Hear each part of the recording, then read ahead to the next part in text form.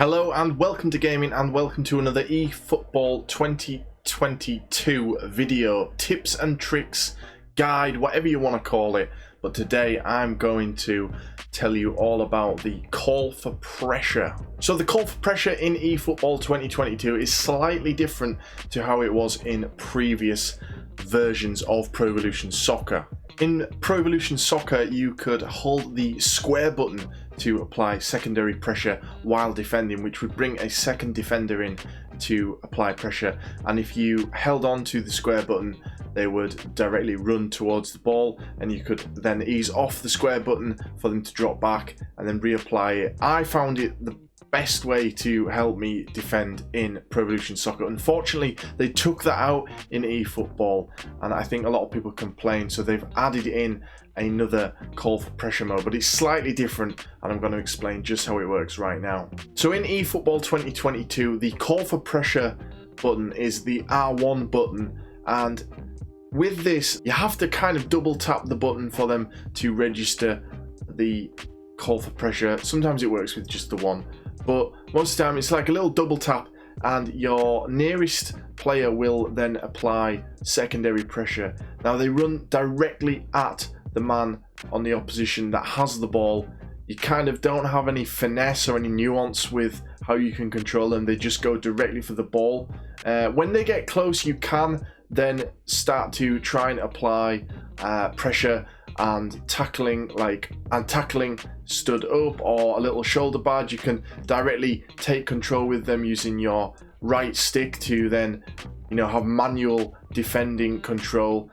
But I'm going to tell you some ways that the secondary pressure, the call for pressure, can be really useful. Typically, I find that the call for pressure works really well when you are struggling to get a hold of a man that's nearest to the ball, and you just quickly tap this, and obviously it directly sends the defender running towards the opposition.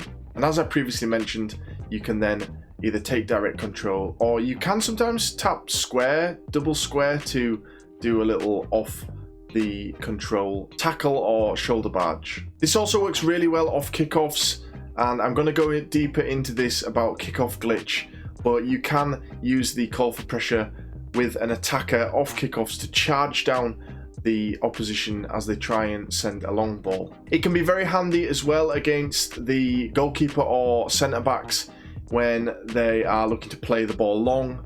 Tap the R1 button, send an attacker running towards the ball, and they can charge down anything that is going long over the top.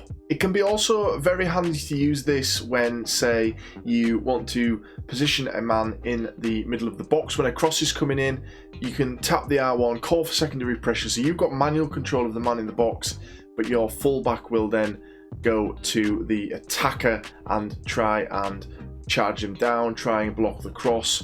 But if the cross does come in, you've then applied the position that you want your central defender to be in. There's lots of ways that you can use this, and I highly recommend playing around with it, getting some training in with this to see where it works best for you.